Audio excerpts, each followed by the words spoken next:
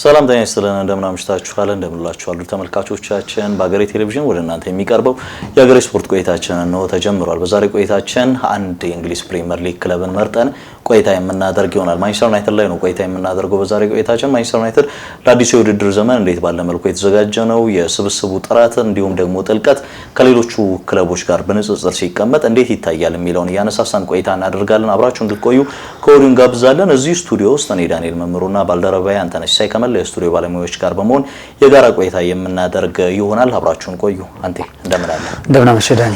እግዚአብሔር ይመስገን ሁሉ አሪፍ ነበር። ሁሉ ሰላም። ያው ወደ እንግሊዝ ፕሪሚየር ሊግ እየተቃረበን እንገኛለን። በሳምንቱ መጨረሻ ከነገ በስቲያ እንግዲህ እየተቃረበ ያለ ይመስላል። ዓርብ ዕለት ምሽት 4 ሰዓት ላይ አርሰናል ከኮቨንትሪ ሲቲ በሚያገናኘው ጨዋታ ይጀምራልና እኛም ደግሞ በውድድር ዘመኑን ለውድ ተመልካቾቻችን የእንግሊዝ ፕሪሚየር ሊግን በሳምንት አንድ ጊዜ ቅዳሜ የተመረጡ ጨዋታዎችን ወደ ተመልካቾች እናደርሳለንና ያለው ዝግጅት እንዴት ነው? አይገርምም? ከዓለም ዋንጫ በኋላ አሁን ኦልሞስት ያው 2 ቀን ብቻ ቀረው ማለት ነው። የዓለማችን ትልቁ ሊግ በሻምፒዮን አርሰናልና በአዳጊው ኮቨንትሪ ሲቲ መካከል ዓርብ ምሽት 4 ሰዓት ወይም ከነገ በስቲያ 4 ሰዓት ላይ ጨዋታው ይከወናል። አርሰናል ያው ትልቅ ትርጉም የሚሰጠው ጨዋታ ይሆናል ተብሎ ይጠበቃል። ዓርብ የሚያደርጋቸው ጨዋታዎች አርሰናል በነገራችን ላይ ይቸገራል። አስታውሳለሁ ከብሬንፎርድ ያኔ ያሁኑ የአርሰናል ግብ ጠባቂ ዴቪድ ራያ የነበረበት ስብስብ ቶማስ ፍራንክ ምን ያክል አርሰናልን ፈተና እንደሆነበት ተመልክተናል። የመጀመሪያው ሳምንት ጨዋታ ነበርና የዓርብ ጨዋታ በአርሰናል ይጀምራል። ከዚያ ውጭ ያው ሀገሬ ቴሌቪዥን የነጻ ስርጭት መብት ማግኘቱን ተከትሎ ቅዳሜ ብቻ የሚደረጉ 11 ሰዓት ላይ የሚደረጉ ጨዋታዎችን ለተመልካቾች ያደርሳል። ከአሁኑ ቅዳሜ ጀምሮ ይጀምራል። እሱን ቀደም ብለን ለተመልካቾች አድርሰናል። ያው ይሄኛው አመት ብዙ ነገሮች የሚጠበቅበት ነው። ክለቦች ራሳቸውን ለማጠናከር ብዙ ርቀት እየተጓዙ ያሉ ይመስላሉ። ከነዛ ውስጥ ዛሬ አንደኛውን ጉዳይ የማንቸስተር ዩናይትድ ጉዳይ የሚመለከት ይሆናል።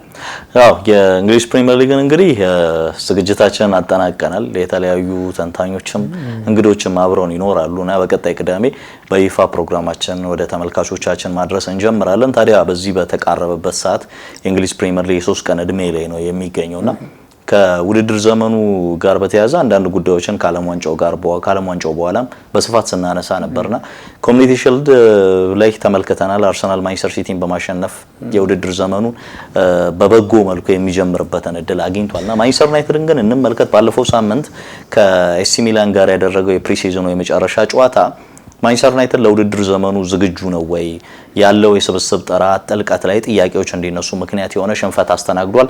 በቀድሞ የክለቡ አሰልጣኝ ሩበን አሞሪም ነው ቡድኑ ሽንፈት ያስተናገደው። 4-2 ተሸንፏል። ከጎሉ ከሽንፈቱም በላይ ግን ዩናይትድ ብዙ ክፍተቶች ያሉበት ቡድን መስሎ እንዲታይ ምንድነው ይሄ ቡድኑን ያጋለጠ የሚመስል ክፍተቶችን ያጋለጠ ጌም ነበር የተመለከትነውና እንደው እስቲ ማንቸስተር ዩናይትድ ለአዲስ የውድድር ዘመን ዝግጁ ነው ወይ የሚለው እንመልከት። ብዙ ተንታኞች ጥሩ ግምት ሰጥተውታል። ቢያንስ በቶፕ 4 ለመጨረስ በቂ ስብስብ ነው ብለውታል። ዘ አትሌቲክ፣ ኦፕታ እንዲሁም ስካይ ስፖርት ቢቢሲን ጨምሮ ከ1 እስከ 4 ያለውን ደረጃ ይዞ ለማጠናቀቅ በቂ ቡድን ነው ብለዋል። እኛስ ምን ማለት እንችላለን? በጣም አሻሚ ሀሳብ ነው እውነት ለመናገር። ለምሳሌ ዚ አትሌቲክ የሰራውን ዘገባ እኔም የማየት እድል ነበረኝና እንደውም ረጅም ጊዜ ወስደው የጻፉበት ያወሩበት ጉዳይ ነውና 4 ውስጥ ገብቶ ስለማጠናቀቁ አመክንዮ ያሏቸውን ጉዳዮች ሁሉ አስቀምጠዋል። ከዚያ ውጭ ግን ያው የፕሪሲዝን ጌሞች በባህሪያቸው የክለቦችን አቋም በሚገባ ለመናገር ደፍረ እንድትናገር የሚያደርጉ አይሆኑምና ብዙ ጊዜ የተከሆነ እንደውም ትልልቅ የሚባሉ ቡድኖች ፕሪሲዝን ላይ አመቱ ሙሉ እድል ለማይሰጧቸው ታዳጊዎች እድል የሚሰጡበት አንዳንድ እብደት የሚመስል ታክቲካዊ ነገር ለመተግበር የሚሞክሩበትን ነገር እናስተውላለን። ለምሳሌ አርሰናል አሁን በዚህኛው ፕሪሲዝን የተቸገረባቸው የተሸነፉባቸው ጨዋታዎች አሁን እንደምታስታውሷቸው ናቸው። ሪያል ሶሲዳድ፣ ዶርትመንድ የተቸገረባቸው ጌሞች ናቸው። ትንሽ የሆነ ፉክክር ወደ የሚመስለው ወደ ኮሚኒቲ ሺልድ ሲመጣ ደግሞ ይሄ ነው እንደ አርሰናል እንድትል እድል የሰጠ እሱም ቢሆን ገና ነው፣ ግን ለዛ እድል የሰጠ አይነት ጨዋታ ተመልክተናልና እርግጥ ነው ማንቸስተር ዩናይትድ የመጨረሻው ጨዋታ ከኤሲ ሚላን ጋር ያደረገው የሚያሸንፍበት እድል ነበር። ለመናገር ያን ጨዋታ በሚገባ ለተመለከተ ሰው 4-2 ተሸንፏል። ግን እኔ የኔ ምልከታ ምናልባት ማይክል ካሪክ ክለቡን ከተረከበ በኋላ ያለው ማንቸስተር ዩናይትድ የሆነ ለውጥ ላይ እንዳለ ይሰማኛል። የሆነ መረጋጋት፣ የሆነ የክለቡን ካልቸር የማንጣት ማለት ይሄ አጉል ከመፍጠን ከሆነ ነገር ወጥቶ ግን ማንቸስተር መስል ነገር ለማሳየት ጥረቶች አሉ። እነዛ ነገሮች በምን ያክል ርቀት ይጓዛሉ የሚለውን እንግዲህ አሁን በዚህ ሳምንት በሚጀምረው ፕሪሚየር ሊግ በሚገባ እንመለከተዋለን እና እስከ 4 ውስጥ ገብቶ ይጨርሳል አይጨርሰውም የሚለውን ጉዳይ በኋላ በውይይታችን በደንብ ማንሳት የሚጠበቅብን ይመስለኛል። ግን እኔ የመጀመሪያዎቹ 2 እና 3 ጨዋታዎች የፕሪሚየር ሊግ ጨዋታ ባህሪዎች ምን ይመስላሉ የሚለውን ማየት ተገቢ የሚሆን ይመስለኛል እና ለአመታት ያለፉት 6 እና 7 አመታት የእንግሊዝ ፕሪሚየር ሊግ ከተመለከትካቸው ዳኒ የመጀመሪያዎቹ ጨዋታዎች ባህሪያቸው በጣም ውስብስብ የሚባሉ ናቸው። አንዳንድ የተገማች ያልሆኑ ቡድኖች ነጥብ የሚሰበስቡባቸው፣ አንዳንድ የተጠበቁ ቡድኖች በእጅጉ የሚሸነፉባቸው ነገሮች ታስተናግዳለህ። ይሄ የሚሆነው ለምንድነው? ቡድኖች የመጀመሪያዎቹ 3 እና 4 ጨዋታዎች እንደ ፕሪሲዝን ጌም ጭምር ይቆጠራሉና ተገማች አይሆኑም ተጋጣሚዎች። አሁን ለምሳሌ ማንም ሰው ስለ ኮቨንትሪ ሲቲ፣ ስለ ሃል ሲቲ ወይም ስለ ኢፕስዊች ታውን እንዲህ ነው ብሎ መናገር አይችልም አሁን ላይ ባለው ሁኔታ ያምናውን ጉዳይ ካልተመለከተ። ፕሪሚየር ሊጉም ላይ ያሉት እንደዛ ናቸው። ከዛ አንፃር ከመዘን ነው ሊጉ ተገማች አይደለም። ለማንቸስተር የሚጠብቀው ፈተና እሱ ነው ብለን እናነሳለን። ግን ወደ ዋናው ነጥብ ስንገባ ማንቸስተር ዩናይትድ ለኔ ከመጣበት መንገድ ካለው ጉርለት አንፃር በዛ ልክ እየተጓዘ ያለ ቡድን አይመስለኝም። አንዳንዴ ዳር ተመልካች ሆኖ የማያው ክለብ ሁሉ ይመስለኛልና ሰዎች አሁን እስከ 85 ሚሊዮን ፓውንድ አውጥቶ 2 አማካዮችን አስፈረመ ብለው ሊከራከሩ ይችል ይሆናል። ግን አንድን ተማሪ ሰነፍ ነው የምትለው ጎበዞች ስላሉ ጭምር ነው አይደል የምትለካው። እና ማንቸስተር ዩናይትድ የምናነጻጽረው ካስፈረማቸው ተጫዋቾች በመነሳት ብቻ ሳይሆን ከማንቸስተር ዩናይትድ ተፎካካሪዎች ተነስተ ነው ስለ ማንቸስተር ዩናይትድ የምታወራው። እና ያስፈረማቸው ተጫዋቾች በፕሪሚየር ሊግ ልምድ አላቸው። በተለይ ዮሪ ቴልማንስ ጥሩ ልምድ ያለው ተጫዋች ነው። አንድሬ ሳንቶስ ከኳስ ጋር ችግር ያለበት ተጫዋች አይደለም፣ ግን በሚገባ የተፈተነ ብዙ የጨዋታ እድል ያገኘ ተጫዋች አይደለም። የለቀቀው ካዝሜሮ ነው። ኡጋርቴ ረጅም ጊዜ ጉዳት ላይ የሚርቅ ተጫዋች ነው። አሰልጣኙ ወደድክም ጠላህም አዲስ አሰልጣኝ ነው። ቡድኑ በችግሮች ውስጥ ያለፈ ቡድን ነው። ባለፈው አመት 40 ጌም ብቻ ነው ያደረገው። አሁን በትንሹ 48 ጨዋታዎችን ያደርጋል ማንቸስተር ዩናይትድ ማለት ከመጀመሪያው ዙር ተሰናበተ እንኳን ብንል 48 ጨዋታዎችን የማድረግ ግዴታ አለበት ወደ አውሮፓ ሻምፒዮንስ ሊግ ስለተመለሰ አይደል? እና እነዚህ ነገሮች ካየናቸው የዩናይትድ የዝውውር ሂደት ትንሽ ጥያቄ አነሳለሁ በግሌና እና የሚመስለኝ እኔ ከኋለኛው ዲፓርትመንት ጀምረን ብናወራ ጥሩ ይመስለኛል። ለምሳሌ የተከላካይ ክፍሉ ማንቸስተር ዩናይትድ በጣም ብዙ ጥያቄ የሚነሳበት ነው። ሃሪ ማጉዌር እርግጠኛ ሆነህ ከጨዋታ ከአመት የምታሰልፈው ተጫዋች ነው ብዬ አላምንም በዚህ ሊግ ደረጃ። ሉክ ሾው የጉዳት ሪከርዱ በጣም አስደንጋጭ የሆነ ተጫዋች ነው። ማቲያስ ዴሊክትን በተመሳሳይ የጉዳት ሰለባ ተጫዋች ነው። ሊሳንድሮ ማርቲኔዝ ዓለም ዋንጫ ላይ ተመልክተናል። ከዛ በፊት እንደዛ ከኳስ ጋር ምቾት የሚሰማው ተጫዋች እርግጠኛ የምትሆንበት አይደለም። አማካይ ክፍሉ እንዳልኩ ካዝሜሮ ለቋል። ያሉት ተጫዋቾች ጉዳት አለባቸው። አዲስ ተጫዋቾች ናቸው። ትንሽ ሰው እርግጠኛ ሆኖ መናገር የሚቻለው ስቴብል ስለሆነ የፊት መስመሩ እሱም ቢሆን ጥያቄ የሚነሳበት ነገራችን ላይና እነዚህ ነገሮች ደማምረን ካነሳናቸው ለኔ ማንቸስተር ዩናይትድ ይሄ ወደ ሽግግሩ ለመግባት እየታገለ ያለ ቡድን ግን ደግሞ በድፍረት እዛ ውስጥ ያልገባ ቡድን ሆኖ ይታየኛልና ጅምሩን በዚህ መልኩ ማያው ይመስለኛል ዩናይትድን። የዚህ አንድ ቀደም ብለ ያነሳው ፖዚቲቭ ነገሩ ማንሳት የሚኖርብን ይሆናል። ማንቸስተር ዩናይትድ በአንጻራዊነት ካለፉት ጥቂት አመታት አንጻር በተለይ ከሰር አሌክስ ፈርጉሰን በኋላ የሚዲያው ጫጫታ በዙሪያው የማይጠፋበት ቡድን ነውና እሱን ያጠፋበት ክረምትን እያሳለፈ ይመስለኛል። ይሄ በዩናይትድ ያለፉት 13 አመታት ውስጥ የተለመደው አይደለም። ኢቭን በተለያዩ ቦታዎች ላይ ሲሄድ ያ አጀብ አለ። ሚዲያዎች አሁንም ማንቸስተር ዩናይትድን ከብዙ ተጫዋቾች ጋር ስሙን ሲያያይዙ ትመለከታለህ። አሁን ለጋዜጠኞችም ብዙ ምቾት የሚፈጥር አይደለም። ለምሳሌ የአንድሬ ሳንቶስ ዝውውር በ2 ቀን ውስጥ ያለቀ ነው። ማንቸስተር ዩናይትድ ድንገት ብሬኪንግ ኒውስ ነው ያሰማው። የዩሪ ቴሌማንስ ዝውውር ድንገት ያለቀ ዝውውር ነው። ሌሎችም ለምሳሌ እንደ ግብ ጠባቂው ካርለ ዳርሎ ከዛ ወጣቶችም ቢሆኑ ለዋናው ቡድን ግብአት ይሆናሉ ተብለው የመጡት እነ ታይናን ቶምሰን ያሉ ተጫዋቾች ከዚህ ጋር ስማቸው የሚያያዝ እንደሆነ እያየን ነው። ነገር ግን አንተ ያነሳው ትልቁ ነጥብ ብዬ ማስበው የዚህ የማንቸስተር ዩናይትድ ፕሮጀክት ለንጽጽር የሚቀመጥባቸው ቦታዎች አሉ። አንዳንድ ጊዜ ያለህ የትኛው ነገር ነው ጥሩ ነገር ሙሉ ለሙሉ የተሟላለ ሲሆን በእርጋታ ነገሮችን ለመቃኘት ጥረት ታደርጋለህ። ግን ያለህ ነገር በእርጋታ ነገሮችን እንድትቃኝ የሚፈቅድ አይደለም። ለምሳሌ የአርሰናልን ስብስብ ተመልክተን አርሰናል በዝውውር መስኮቱ በጣም ረብሻ ውስጥ የገባ እንቅስቃሴ እያደረገ አይደለም። ፓኒክ ሳይኒንግ የለውም። ስሙ አሁንም ከተለያዩ ተጫዋቾች ጋር ሲያያዝ አትሰማም። አስፈላጊ በሆነ ቦታ ላይ ብቻ ሪኢንፎርስመንት ሲያደርግ እንመለከታለን። ይሄንን እያደረገ ያለው ግን አርሰናል ካለው ስብስብ ካለው መዋቅር አንፃር ባለፈው አመት የውድድር ዘመን ፕሪሚየር ሊጉን ያሸነፈ ነው። ለረጅም አመታት አብረው መቀጠል የቻለ ከሊጉ ስቴብል ክለቦች መካከል አንዱ ነው። ስለዚህ አሁንም ገበያው ላይ መውጣት አይጠበቅበትም። ገበያው ላይ ሲፈልግም አንድ ለውጥ ሊፈጥር የሚችል ተጫዋች ነው። በቋሚ አሰላለፉ ላይ መጥቶ ቋሚ አሰላለፉ ላይ መጫወት የሚችል ተጫዋች ነው የሚፈልገው። ለምሳሌ የብሩኖ ጊማሬሽ ዝውውር ያንን ይነግረናል። ስማቸው ከቪኒሲየስ ጁኒየር ጋር መያያዙ ከዚህ ጋር የተያያዘ ነው።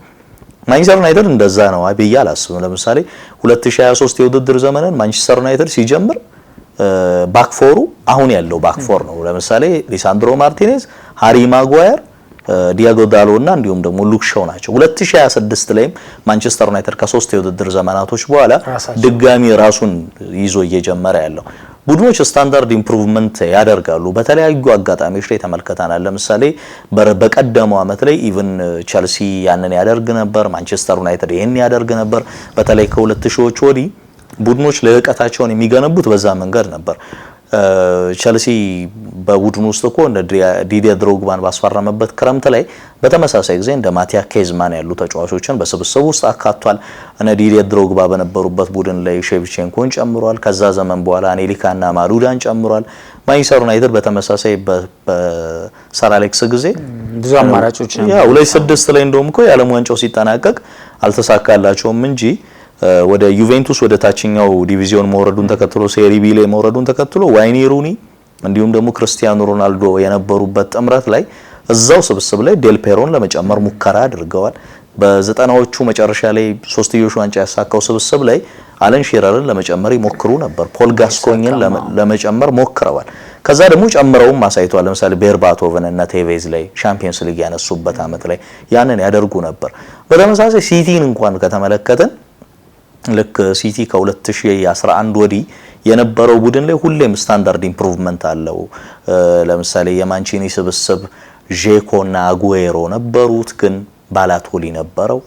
ከዛ ኔክስት በፔሌግሪኒ ስር ይሄ ቡድን ባላት መንገዱ ቀየር ቢልም ጄኮ ነበረው፣ ዮቬቲች ነበረው፣ ኔግሬዶ ነበረው፣ አጉዌሮ ነበረው። አራት ጥራታቸውን የጠበቁ አጥቂዎችን ይጠቀም ነበር በሰዓቱ።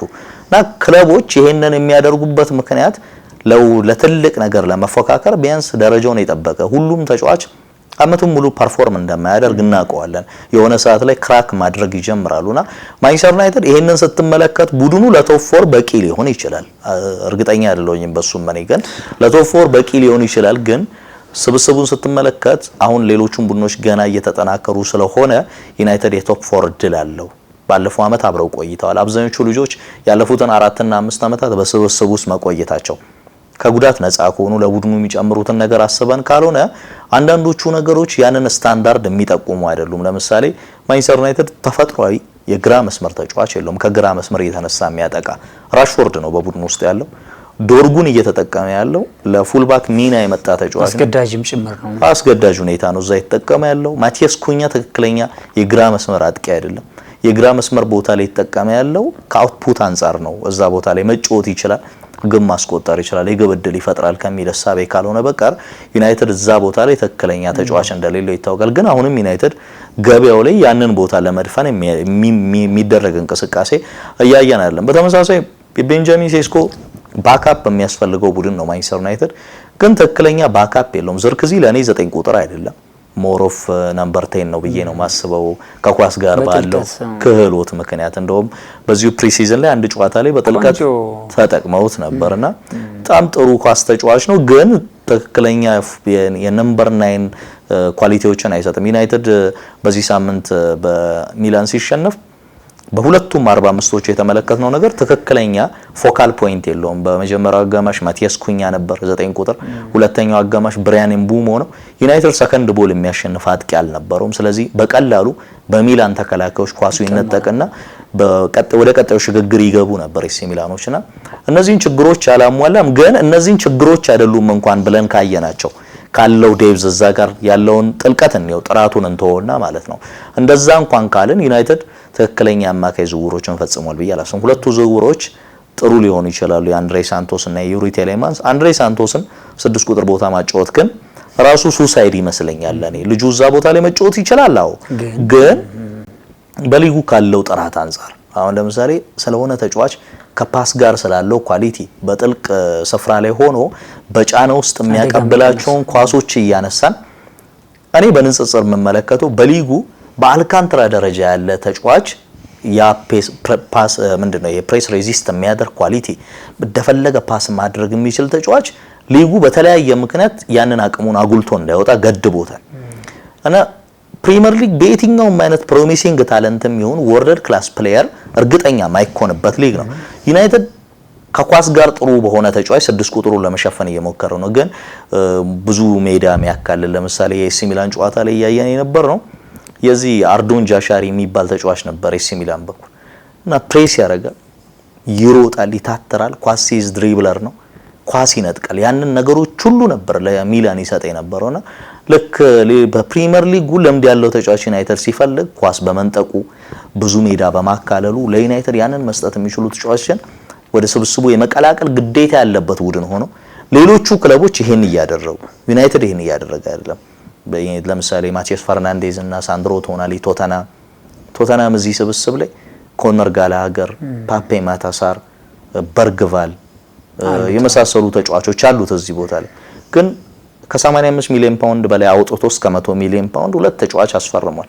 በጣም ታታሪ ከኳስ ጋር ጥሩ ነው ተጫዋች። ሲቲ 116 ሚሊዮን ፓውንድ አውጥቷል ሜዳ ላይ የሚያካለለለት ተጫዋች። ዩናይትድ ጥሩ ቢዝነስ ለመስራት ሞክሯል፣ ግን በሁለቱም ተጫዋቾች ውስጥ ሜዳ የሚያካልል ተጫዋች ማግኘት አልቻለም። ኮቢ ማይኑ እንደዛ አይደለም። ምናልባት ማኑኤል ኡጋርቴ ነበር ያን ማድረግ የሚችለው፣ እሱም ጉዳት ላይ ነው ያለውና ከሌሎችም የቡድን ቢዝነሶች አንፃር ስታየው ዩናይትድ አድሬስ ማድረግ የሚገባውን ቦታ አድሬስ ያደረገ አይመስለኝም። ፕላስ ግራ መስመሩ በሉክ ሾው ብቻ ነው ያለው።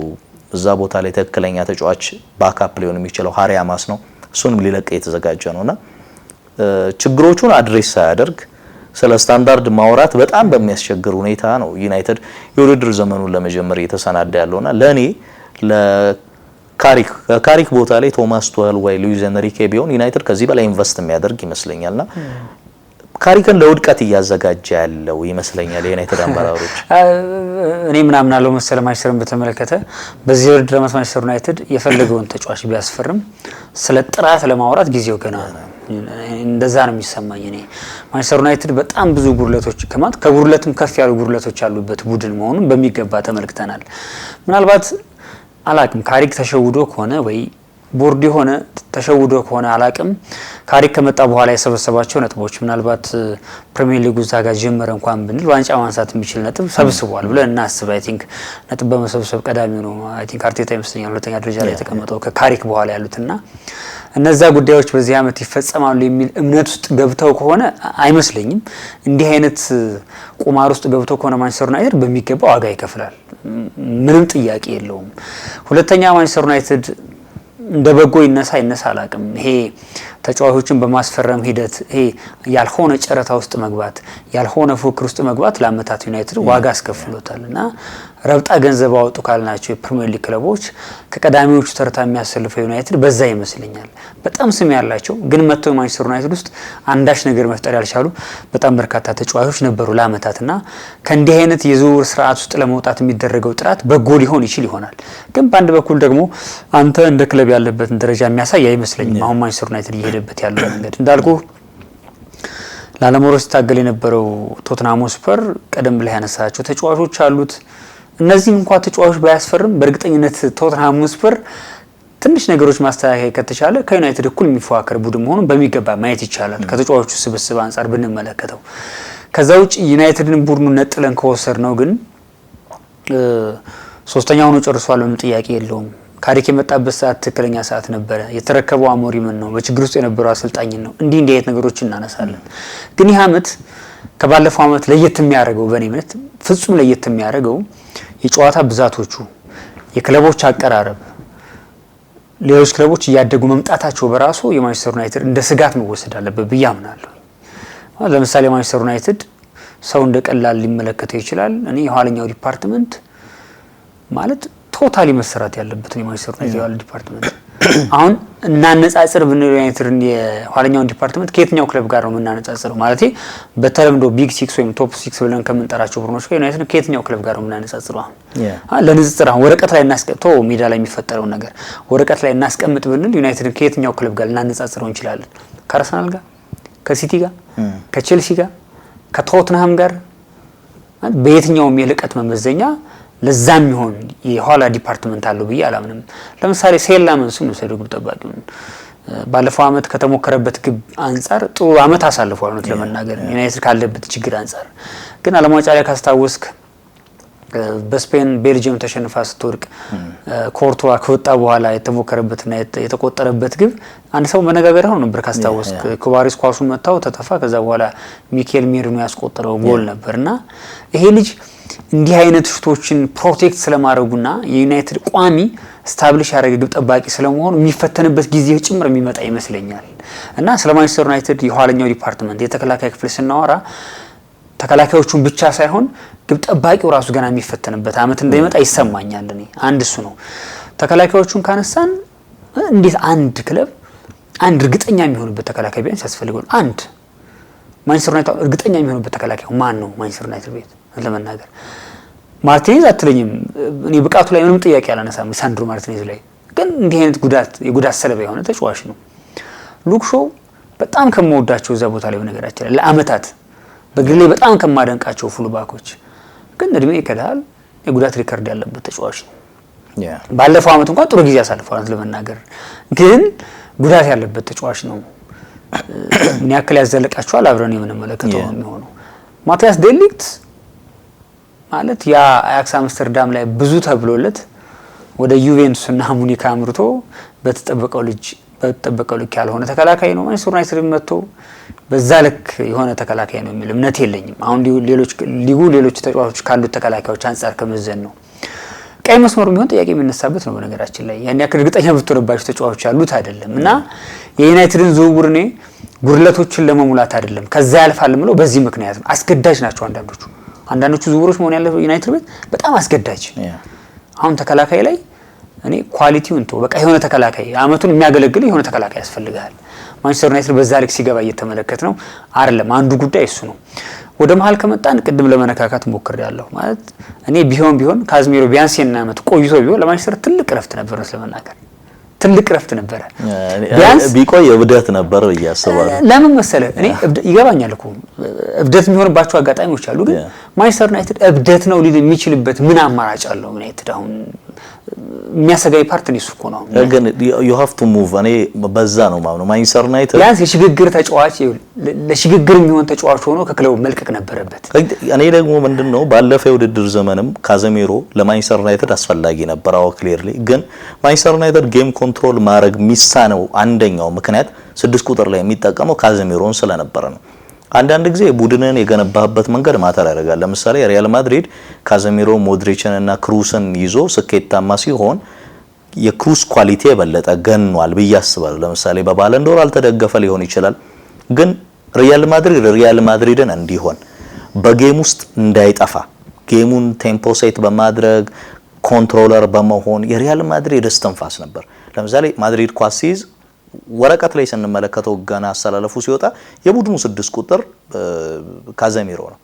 ግን ማድሪድ ኳሱን ሲይዝ ከግብ ጠባቂው ኳሱን እንዲጀምር የሪያል ማድሪድ እያንዳንዱ እንቅስቃሴዎችን እንዲመራ የሚጠበቅበት ክሩስ ነበር። ምክንያቱም ክሩስም ሞድሪችም ቦክስ ቱ ቦክስ እንዳልሆኑ በኢነርጂያቸው የሚታወቁ ተጫዋቾች እንዳልሆኑ እናውቃለንና ግን ደግሞ ቴክኒካሊ የላቀ ስለሆኑ ያንን ነገር በዛ ሸፍነውታልና ምን አድርገዋል?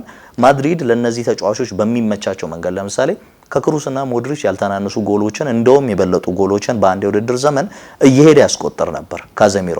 ለምን ቡድኑ ኳስ ሲይዝ ቦክስ ውስጥ ፕሬሰንስ እንዲኖረው ስለሚፈልግ ያን እድል ሰጥቶታል።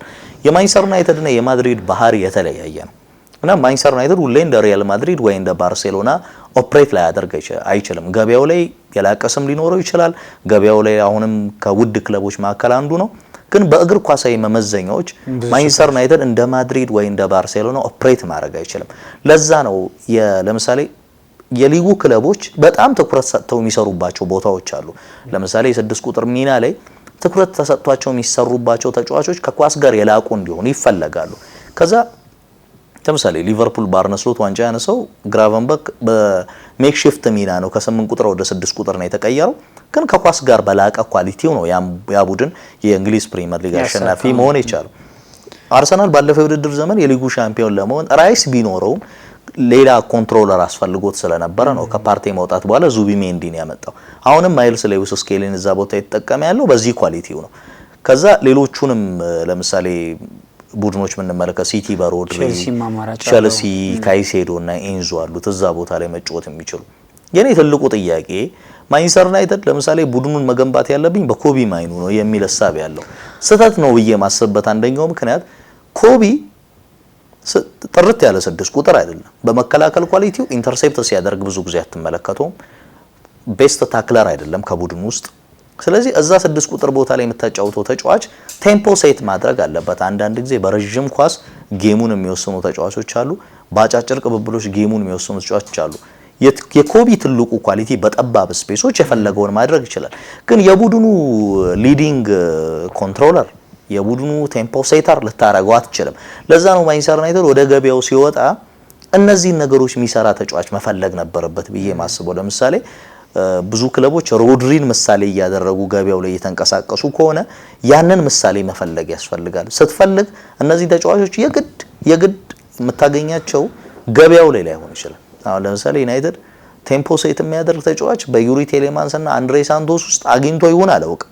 ግን የሚባለው ዩናይትድ የሚሮጥ ተጫዋች ያስፈልገዋል፣ ሜዳ የሚያካለን ቴምፖ ሴት የሚያደርግ ተጫዋች ገና የለውም። ዩናይትድ ለረጅም ደቂቃ ወርልድ ክላስ ሌቭል ላይ የሚገኝ ቴምፖ ሴት የሚያደርግ ዩናይትድን እንቅስቃሴ የሚዘውር ተጫዋች በስብስብ ውስጥ አለ ብዬ አላስብምና ጥያቄዎቹ በአግባቡ አድሬስ አልተደረጉም ብዬ ማሰብበት ምክንያት እሱኛው ነው።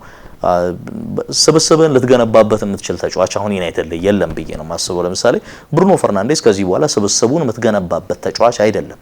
የእድሜው ማብቃት ላይ የእግር ኳስ እድሜው ማብቂያ ላይ እየደረሰ ያለ ተጫዋች ነው። ኮንትራት እንኳን ቢያራዝም አሁን ባለው አውትፑት ከ2 ዓመት በላይ የመቀጠል እድል አለው ብዬ አላስብም። እነዚህ ነገሮች በሞሉበት ዩናይትድ የቀጣዩን ዘመን የቡድን ግንባታም እያዘጋጀ አይደለም። ለምሳሌ ብሩኖ ተጎዳ። ዩናይትድ በ10 ቁጥር ቦታ ላይ የብሩኖን አውትፑት የሚሰጠው ተጫዋች ማን ነው? ሜሰን ማውንት ነው? አይደለም። ምክንያቱም እንደ ሜሰን ማውንት ቅድም እንዳነሳቸው ሊሳንድሮ ማርቲኔዝ፣ ማቲያስ ዴሊክት ያሉ ተጫዋች፣ ሉክሻው ያሉ ተጫዋቾች ቡድኑን ክራይሲስ ውስጥ ለመክተት አንድ ጉዳት በቂያቸው ነው። ሲጎዱ በጊዜ አይመለሱም። ለምሳሌ የሜሰን ማውንት ባለፈው የፕሪሲዝን ጨዋታ ላይ ተጎዳ፣ ወጣ። የፓሪስ ሴን ጀርማ ጨዋታ ላይ ነው ተጎድቶ የወጣው።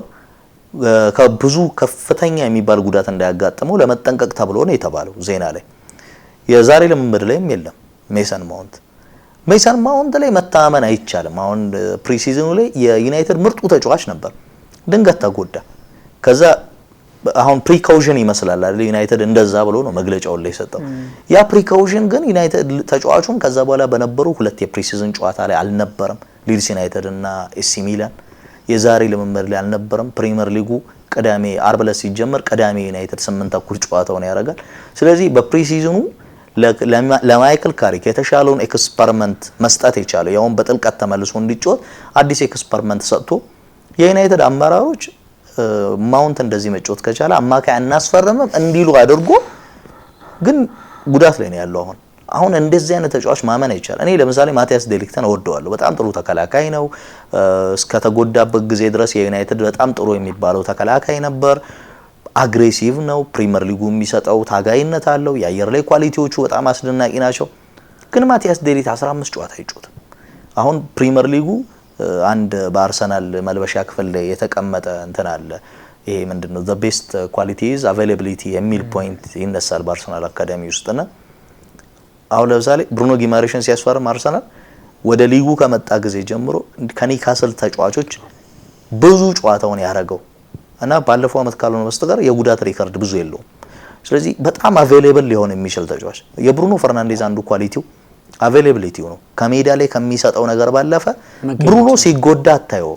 ሁሌም ስለሚገኝ በቃ ለክለብ በየትኛውም ቦታ ላይ ልትጠቀመው ትችላለህ።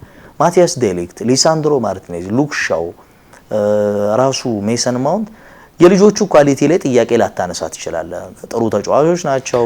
ሻምፒዮንስ ሊግ ያነሳ ግን በሂደት አቅማቸውን የምታጠዋለ ጉዳት አስከፊነቱ እሱ ነው። በነገራችን ላይ አሁን ስለ ማንቸስተር ዩናይትድ ቀውስ ማውራት ስንጀምር ለምሳሌ ሳንድሮ ማርቲኔዝ እንደመጣ ተጎርቶ ራሱ ሊሳንድሮ ማርቲኔዝ ደግማ አታገኘው ማለት ይሄ የጉዳት ባህሪ ነው። በነገራችን ላይ እኔ አሁን በጣም ማደንቀው ተጫዋች የሚሰማው እንቴው ከኳስ ጋር ያለው ምቾት አየነው እኮ በሚገባ በሻምፒዮንሺፕ ጨምሮ ወደ ቸልሲ ከመጣ በኋላ ግን ይሄ ልጅ አሁን በጊዜ ሂደት ከማርኬቱም እየወጣ ነው፣ ከተመልካች ልብ እየወጣ ነው፣ ኳሱ ላይ ያገኘው አይደለም እና እኔ ቅድም ያልኩ የማንቸስተር ዩናይትድ የቡድን ግንባታ መጀመር አለበት ብሎ ከሚያምኑ ሰዎች አንዱ ነኝ እኔ። ማለት ማንቸስተር ዩናይትድ ባለፈው አመት ድንገት መጥቶ የተገኘው ውጤት እኔ በሆነ ምትሃት የተገኘው ውጤት እንጂ ማንቸስተር ዩናይትድ ሰዎች እንደሚሉት ይሄ ግንባታ ያስፈልገውም እንደ አይነት የማሸነፍ ወኔ ካለው ተአምር ይሰራል ከሚሉት ወገን አይደለም። ይሄ ምናልባት ይሄ የሚሆንበት ዘመን በጣም ርቋል። እንደ ቀልድ 13 14 አመት ከዋንጫ ጋር የተለያየ ቡድን ስለ ቡድን ግንባታ በደንብ ማታወራ ከሆነ ይሄ የማሸነፍ ስነ ልቦናው ከየትም ሊመጣ አይችልም ነገራችን ላይ። በእርግጥ ነው ማንቸስተር ዩናይትድ ይሄን የማረጋግጥ ነበረው ሲያደርግ አሳይቶናል። ተቸግሮ በሆነ አመት ሁለተኛው አመት ላይ ተአምር ሲሰራ ለአመታት ተመልክተናል። ግን ይሄ የሚሆነው በጣም ጠባብ በሆነ የአመታት ማሪጅን መካከል የሚፈጠር ወይ ደግሞ ከአሰልጣኞች ልምድ የሚመነጭ ከቡድኑ መንፈስ የሚመነጭ እንጂ የአሸናፊነት ስነ ልቦና ያለው አንድ እንኳን ተጫዋች የፕሪሚየር ሊግ ዋንጫ የማንሳት አንድ እንኳን ያለው ልምድ ተጫዋች ሳትይዝ ቶ የፕሪሚየር ሊግ የትም ቦታ ላይ ዋንጫ ማሳካት ያልቻለ የሆነ ስብስብ ሳትይዝ ስለ ማንቸስተር ዩናይትድ እንዲሁ ድንገት ስለሚፈጠር አሸናፊነት ማውራት በጣም ይዋነት ነው፣ በጣም ይዋነት ነው። እኔም ማነሳው ጥያቄ ግን ካዝሚሮ አልነበር ያቋረጥንበት ጉዳይ ትንሹን ነገር ዩናይትድ መያዝ አለበት። ሽግግሩን ለመጀመር እኮ ድክመትን ጭምር መያዝ አለበት። ለምሳሌ ካዝሚሮ ችግሮች አሉበት ነው፣ አድሚው እየገፋ ነው፣ ሌሎች የሚነሱ ጥያቄዎች አሉ አይደለም። ግን ተገደም እያንዳንዱ ነገር የሆነውን ሰው የሽግግሩ አካል ማድረግ አለበት፣ የሚተካ አድርገህ ማለፍ አለበት። ለምሳሌ ሚኬል አርቴታ የዛሬ 7 አመት ወደ አርሰናል ሲመጣ በጣም ክለቡ ችግር ውስጥ የነበር ነው አይደለም። አንዳንዶቹ እንደውም አይ ማይነኩም የሚመስሉ ተጫዋቾች አይደለም። ሰሜስት ኦዚል አሁን በቤትኛው ምትነካው ሰው አልነበረም። ፔሮሜሮ ማን አሌክሳንደር ላካዜት እና ሽኮድረም ሙስታፊ ዛ ዲፓርትመንት ላይ ነበር፣ ኋለኛው ዲፓርትመንት ላይ ትንሽም ቢሆን እንደውም አሁን ካለው ማንቸስተር ዩናይትድ ተከላካይ ትንሽ እንደው ስማቸውን መጠራቸው ተከላካዮች ጭምር የነበሩበት ነው አይደለም። በሂደት ግን አርቴታ ቡድኑ ወደሚፈልገው መንገድ ቀይሮታል። እርግጥ ነው ጊዜ ሰጥተውታል፣ ትግስት ሰጥተውታል፣ ብዙ ተፈትኗል። 8ኛ ምናምን ሆኖ የጨረሰባቸው አመታት ነበሩ። ግን እያንዳንዱ አመት ለሚኬል አርቴታ ግን የሽግግር አመት ነበረ። በዛኛው አመት አርሰናል ስታይ የሆነ ነገር አድርጎት ያያል። በውጤት ባያድግም ግን በጨዋታ መንገዱ የሆነ ነገር አድርጎት ያያል አይደለም። ናይ ሚኬል አርቴታ ማለት ይሄ ነው እንዴ ወደ ማለት ለምሳሌ የሆነ ሰዓት የማይሆን መከላከሉ ሲገባ አርቴታ ይሄ ሰውዬ ምን እየሰራ ነው ትላለህ አይደለም። ቀጣይ አመት ላይ የሆነ ነገር ሲያሳይህ እሱ ወደሚፈልገው ነገር በሂደት አምጥቶታል ቡድኑን። ለዛም ይመስለኛል አርሰናል ከነበረበት ችግር ወጥቶ ዛሬ ላይ የእንግሊዝ ፕሪሚየር ሊግ ዋንጫ ማንሳት በሚገባ እንዲስታብሊሽ ያደረገ ቡድን እንዲሰራ የተመለከተ ነው። ዩናይትድ ይሄን ነገር ካልያዘው በየትኛው መመዘኛ አሁን ባለው ስብስብ ድንገት የሚፈጠር ውጤትም ሆነ ዋንጫ ሊኖር አይችልም።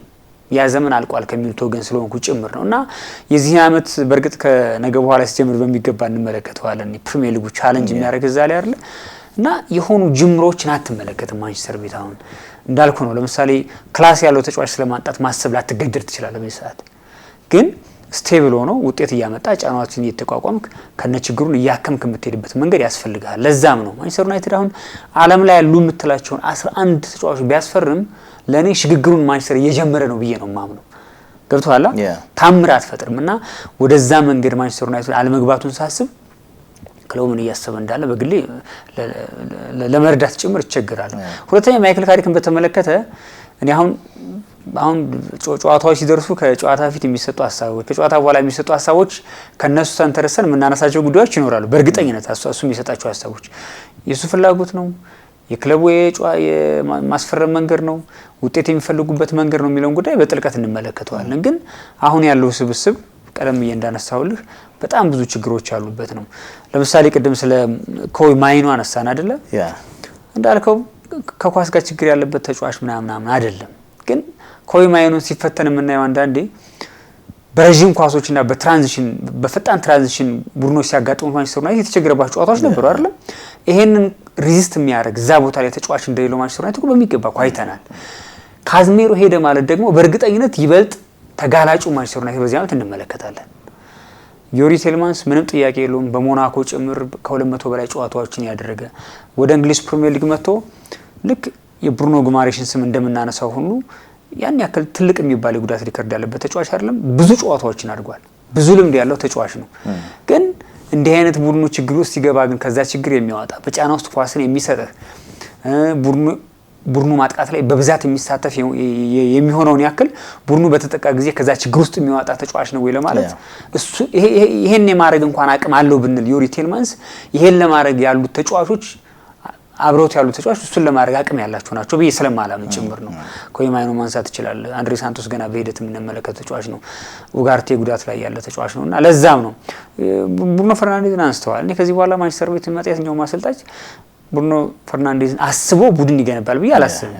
ማለት እድሜው እየገፋ ነው፣ ሳቹሬት እያደረገ ነው። ከዚህ በኋላ ሰሞኑን ደም ስሙ እየተያዘ ነው አይደለም፣ ይቆያል። እንዲህ አይነት ነገሮች ይመጣሉ። ይለቃል ሳይሆን ግን የቡድኑ ውስጥ ሆነ ትረሳለህ አንዳንዴ። ምክንያቱም እድሜ ማተር ያደርጋልና የዩናይትድ የቡድን ሽግግር የሚሆን ግንባታ የሆነ ጊዜ ላይ ካልተጀመረ፣ በተለይ ደግሞ እዚህ አመት ላይ ካልተጀመረ ካሉን አመት መቁጠር የሚለው ፈተና በትልቁ የሚጋረጥበት ይመስለኛልና ቀላል ፈተና የሚጠብቀው ቡድን አይመስለኝም ዩናይትድ። ያ አንዳንዶቹ ቡድኖች ለውድድር ዘመኑ በተለያየ መንገድ ይዘጋጃሉ። ለምሳሌ ቀጥተኛ የቶፕ 4 ፉክክር ውስጥ ሊኖር ይችላል ብዬ ከማስባቸው ቡድኖች መካከል አንዱ ቸልሲን እንኳን ብንመለከት ከማንቸስተር ዩናይትድ በተሻለ አሰልጣኙ ለሚፈልገው ነገር የተዘጋጀ ስብስብ ያለው ይመስለኛል። ለምሳሌ ግራ ላይ ማርኮ ኩኩሬያን አጥተዋል፣ በሪያል ማድሪድ ተነጥቀዋል። ግን እዛ ቦታ ላይ ፔፕ ቻቫሪያን፣ ጆቫኒ ኩዌንዳን በተለይ አሰልጣኙ ለሚጫወትበት የ3-4-2 አቀራረብ በጣም ምቹ ነው። ኢንዞን ማቆየት ከቻሉ ከካይሴዶ ጋር ከሊጉ ምርጡ ጥምረት መካከል አንዱ የመሆን እድሉ ሰፊ ነው። ከፊት ለፊታቸው ፓልመርና ሮጀርስን ይዘ ነው የምትጫወተው። የፓልመርና ሮጀርስ ጥምረት በማጥቃት በተለይ ከመከላከል ወደ ማጥቃት በሚደረግ ሽግግር ላይ የሚጨምረው ነገር ልዩ በጣም የተለየ እንደሚሆን ይጠበቃል። ራሱ ሮጀርስ ሲያወራ የሰማሁት ነበር የዚህ የሁለቱ ባህሪያት የተለያየ 10 ቁጥር መሆናቸው፣ አንደኛው ዳይሬክት አንደኛው ኳስ በእግሩ መያዝ የሚመርጥ መሆኑ የሚጨምርላቸው ነገሮች አሉ እና አንዳንድ ቡድኖች ላይ በ10 ቁጥር ቦታ ላይ ሊጫወት የሚችሉ ሁለት ወይ በግራ መስመር ላይ ሊጫወት የሚችሉ ማደግ የሚችሉ ሌላ ሁለት በቀኝ ላይ ሁለት አሁን ሪስ ጄምሰን እና ፓሌስትራን ይዞ ቸልሲ የውድድር ዘመን የሚጀምረውና እነዚህ ነገሮች ከግምት አስገብተ ዩናይትድ በዚህ ደረጃ ነው ወይ ባካፖቹ የሚል ነገር ስትመለከት አስጨናቂ ይሆናል። አንድ የፖላንድ ላይ የተደረገው ሮክላው ላይ የተደረገ ጌም ነበር ከኤሲ ሚላን ጋርና ጌሙ ላይ በጣም ከፍተኛ ሙቀት ስለነበረ የዩናይትድ ተጫዋቾች ራሳቸውንም ከጉዳት ለመቆጠብ ረጋ ብለው ለመጫወት ከጉልበታቸውን ቀንሰው ለመጫወት የሚል ትንታኔ ሲመለከት ነበርና አንዳንዶቹ እንቅስቃሴ ግን ከዋናዎቹ ልምድ ካላቸው ተጫዋቾችም ጭምር ይመጣል። ለምሳሌ የመጀመሪያው ግብ ሲቆጠር ዩናይትድ 1-0 እየመራ ከነበረበት ወደ አቻነት ሲመጣ የማጓየር ክሊር የሆነ ጥፋት ይታይ ነበር። ማጓየርና ማዝራዊ ሲወድቁ ይታያል በጋራ ያ ጎል ሲቆጠር። ከዛ ሁለተኛው ጎል ሲቆጠር የነበረውን እንቅስቃሴ ከተመለከተን ግራ መስመር ላይ ሳሚ ቺኩዌዜ ሉክሾም ሊይዘው እንዳልቻለ ተመልክተናል። ከዛ ሶስተኛው ጎል ላይ ሊሳንድሮ ማርቲኔዝ ከገባ በኋላ ደግሞ ሊሳንድሮ ማርቲኔዝ እዛ ግራ መስመር ላይ በአግባቡ መከላከል ሳይችል ወይም ደግሞ ዋን ፓስ ቅብብሎችን ሲያደርጉ እነዛን ፓሶች ቀድሞ ማቋረጥ የሚችል ተጫዋች እጥረት እንደነበረበት ይታይ ነበርና እኔ የኤሲ ሚላን ጌም እንደው ክፍተተን አሳየ። ፕሪሚየር ሊጉ የበለጠውን ፈተና ነው ይዞ የሚመጣው። ምክንያቱም ከፕሪሲዝን ጌሞች የበለጠውን በሊጉ 20ኛ ደረጃ ላይ የሚገኝ ቡድን ሊሰጥ እንደሚችል ይገመታል። ለምሳሌ ከሃል ሲቲ ጋር የምታደርገው ጨዋታ ከፈተናዎቹ ሁሉ የበለጠውን ፈተና ይዞብን ነው የሚመጣው። ከዛ በሳምንቱ ከኢፕስዊች ከዛ ከኤቨርተን ይዞት የሚመጡት ፈተናዎች ቀላል የሚባል አይደለምና ማንቸስተር ዩናይትድ የቡድን ግንባታን ስናስብ ለምሳሌ ቸልሲ ቡድን እየገነባ እንደሆነ ይሰማኛል። እኔ ዝውውሮቹ ሂደቶቹ ልምድ ያለ ተጫዋች አለ፣ ግን ብዙ ወጣት ተጫዋቾች አሉ። 8-9 ተጫዋቾች በቋሚ ያሰላለፉ ውስጥ በሊጉ በጣም ዝቅተኛውን አንደሬጅ የሚባሉ ተጫዋቾችን ወይም ደግሞ በእድሜ ልኬታቸው ስንመዝናቸው ወጣት የሚባለውን ስብስብ እንዲይዙ አድርጓቸዋል። የስብስቡ ኢቭን የ35 ዓመት እና የ36 ዓመት ተጫዋች በስብስባቸው ጨምረው ነው ይሄን እያልን የምንገኘውና ዩናይትድ ከልምድ አንፃር ካየነው ፕሪሚየር ሊጉን የሚያውቁ ተጫዋቾች ሰብስቧል። ፕሪሚየር ሊጉን ለማሸነፍ ዝግጁ የሆነ ስብስብ አለ ወይ ከሆነ ግን ስብስቡ ለዛ ዝግጁ አይደለም። ፕላስ within 2 or 3 years በእነዚህ በቀጣዮቹ 2 እና 3 አመታት አብዛኞቹ ተጫዋቾች ከስብስቡ ይለቃሉ። ሉክ ሻው ወደዛ እየሄደ ነው። ብሩኖ እንደጠቀስነው ነው። በተመሳሳይ ማጓየርን መጥቀስ እንችላለን። አብዛኞቹ ተጫዋቾች እየሄዱ ነው። እድሜያቸው በዛ ልክ እየሄደ ነው የሚገኘውና ለዛ ዝግጁ ለመሆን ጥረት እያደረገ ነው። አንዳንዱን ፕሮጀክት ተረዳዋለሁ። ለምሳሌ ኢኒዮስ ከመጣ በኋላ በማንቸስተር ዩናይትድ ጥሩ ሰራ ብዬ የማስበው ነገር የአካዳሚው ወጣቶች ላይ የሚያመጣቸው ተጫዋቾች በቀጥታ መጥተው ዋናው ቡድን ላይ ኢምፓክት መፍጠር የሚችሉ ተብለው ነው። ለምሳሌ የአይደን ሂቨን ዝውውር በቀጣዮቹ 2 ዓመታት የዩናይትድ ዋነኛው ተከላካይ እንደሚሆን ነው የሚጠበቀው። ታይናን ቶምሰን የሚባል ልጅ ቅድም ስናነሳው ነበር። እሱ ከቶተናም የመጣው ዋናው ቡድን ላይ የሆነ ነገር መጨመር ይችላል ተብሎ ነው። ሼሌሲን እያሳደጉ ነው። ግን ማንቸስተር ዩናይትድ በዚህ መንገድ ወደ አሸናፊነት ይመጣል የሚል እምነት የለኝም። ምክንያቱም እነዚህ ተጫዋቾች በቀጣዮቹ 2 ዓመታት ካሉበት ማንነት ላያድጉ ይችላሉ። ሊያድጉም ይችላሉ ግን ቱ ዌይ ነው የምታስበው። ኢን ቢትዊን የለውም እንደዚህ አይነት ነገር።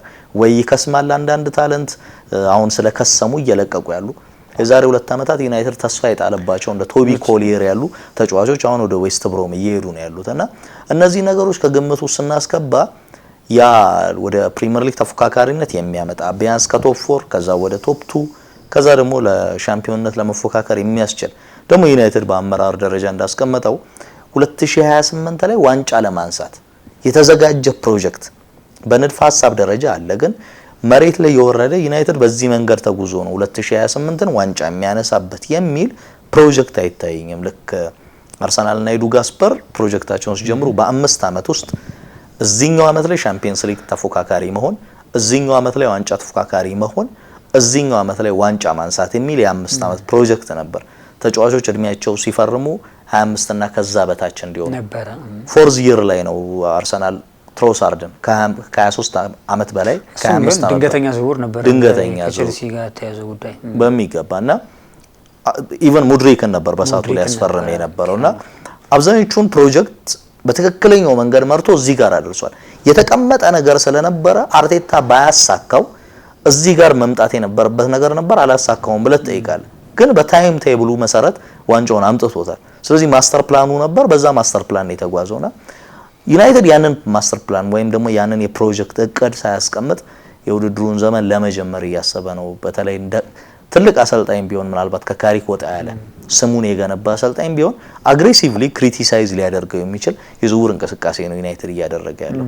ማይክል ካሪክ የተሰጠው የ2 ዓመት ውል ነው እንደምታውቀውና እንግዲህ እንዲህ አይነት በርካታ ችግሮች ያሉበት ቡድን በዚህ ዓመት ውስጥ ምን ተስፋ ሳይቶ ውሉን ሊያራዝም ይችላል፣ ኮንትራቱን ሊያራዝም ይችላል ብለህ ካነሳ ለኔ ብዙ ግልጽ አይሆንልኝም። ምክንያቱም ቅድም እንዳነሳው ሂደቱን አልጀመረም ያልነው በተለያየ ምክንያት ነው። ሁለተኛ በየትኛውም አጋጣሚ እንደ ዩናይትድ ያለ ከዋንጫ ጋር ለዓመታት የተቆራኘ ቡድን በፍጥነት ወደ ስኬት ለመምጣት በእንዲህ አይነት አሁን ባነሳቸው መንገዶች ብቻ ከዋንጫው ጋር ይገናኛል የሚል እምነት እኔም የለኝም ለመናገር። ትክክል ነው። ሎካል ቦዮች ያስፈልጉሃል። የፕሮጀክቱ አካል ለምሳሌ የናም ፕሬዚደንት ጥለን ካነሳ ነው ማንቸስተር ዩናይትድ አሁን 10 እና 15 ደቂቃ የሚሰጣቸው ልጆች ተመልክተናል። ከታዳጊ ቡድኖች ቢያንስ 2 ተጫዋቾች ተመልክተናል አይደል? የሆነ አቅም እንዳላቸው ተመልክተናል። ግን ዩናይትድ ካለበት ፈተና አንፃር ለነዚህ ልጆች ኮንቲኒየስሊ በየሳምንቱ 10 እና 5 ደቂቃ የመስጠት አስገዳጅ ካልሆነ አምኖበት 10 እና 5 ደቂቃ እየሰጣቸው የዋናው ቡድን አካል አድርጎ ይቀጥላል የሚል እምነት አይኖረኝም። ለምን መሰለህ እንደዛ የማይሆኑ ጨዋታዎችን ሊያሸንፍ ይችላል። ግን እዚህ ሊግ ላይ ተመቻችተህ አሁን ባለ ስኳድ ጨዋታዎችን የምታሸንፍበት ግራውንድ አይኖረውም ዩናይትድ። እንደዚህ የምታደርገው እኮ ለምሳሌ ለ2 ተጫዋቾች 10 እና 15 ደቂቃ የመጫወቻ ጊዜ የምትሰጣቸው ቢያንስ ጨዋታውን እንደምታሸንፈው እርግጠኛ የሆንክበት ቀድመህ የገደልከው ኦር ደግሞ ፈርስት ራውንድ ኤፍኤ ካፕ ሊግ ካፕ ጨዋታዎች ሌላም ነገሮች ላይ ታሰልፋቸው ትችላለህ። ዩናይትድ በእያንዳንዱ ሁኔታ የሞት ሽረት ትግል በሚያደርግበት ጨዋታ ለነዚህ ልጆች ትልቅ ቻሌንጅ የሚፈልገው ሊግ ላይ እድል ይሰጣቸዋል የሚል እምነት የለኝም። አስገዳጅ ካልሆነ ለምሳሌ በተጫዋች ጉዳት ካጣ በጣም ያቋም ወረድ ችግር ከገጠመ አስገዳጅነት ታሰልፋቸዋል። እንደዚህ አድርጋ አሰልፍካቸው ማለት ደግሞ ልጆቹ ስህተት በሰሩ ቁጥር እነዚህ ልጆች ነገ የምታገኛቸው ልጆች አይሆኑ። እንግሊዝ ሚዲያ የምታውቀው ነው። ማንቸስተር ዩናይትድ ደግሞ ሲሆን ደረጃው ከፍ ይላል። እያንዳንዱ ጉዞህ ትችት የሚሰነዘርበት የምትሰደብበት ጭምር ነውና ለዛ እየተዘጋጀ ያለ ስላልመሰለ ጭምር ነው የማንቸስተር ዩናይትድ ጉዞ እንዲሁ ለመተቸት ሳይሆን መንገዶቹ ለዛ የሚያደርጉ። አሁን እኮ እኔ የቶተንሃም ሰርፕራይዝ የሚያደርገኝ 17ኛ ሆኖ ጨረሰ አይደል? ዩናይትድ 3ኛ ሆኖ የጨረሰ ቡድን ነው። በየትኛውም መመዘኛ ቶተንሃም ስፐር ያደረገውን ዝውውር ማንቸስተር ዩናይትድ ማድረግ ይችል ነበር። አይችልም? ይችላል እኮ ከዛም የተሻለ አውሮፓ ሻምፒዮንስ ሊግ ተሳታፊ ነው። የተሻለ ገንዘብ የሚያገኝበት ፓኬጅ ጭምር ነው። ገበያው ላይ አሁንም ከአርሰናል ፊት የቆመ ክለብ ነው ማንቸስተር ዩናይትድ እና ለምንድን ነው እንዲህ አይነት ዝውውር ውስጥ ያልገባው ብዬ ሳስብ መልስም አላገኘሁም። ለዛ ነው ምናልባት አንዳንዶች ምን ያነሳሉ ማንቸስተር ዩናይትድ የረጅም ጊዜ ኒው ትራፎርድ ግንባታ የሚጀምርበት ጊዜ ስለተቃረበ የፋይናንስ ነገሮችን ለማመቻቸት እንዲህ አይነት ችግር ውስጥ ላለመግባት ነው ብሎ ጥያቄ የሚያነሱ ሰዎች ምንም ጥያቄ ኢምፓክት ይኖረዋል። ለምሳሌ አርሰናል የዛሬ 20 ምናምን ዓመት ኤሚሬትስ ሲገነባ ወይም ከገነባ በኋላ የገጠመውን ፈተና በሚገባ ተመልክተናል። ማለት ችግር ውስጥ ነበረ። እነዛ ተጫዋቾች ተሽጠዋል። የአካዳሚ የምታገኛቸው ልጆች ለመልቀቅ ተገደዋል። ሲኒየሮቹ ከክለቡ ጋር ተለያይተዋል።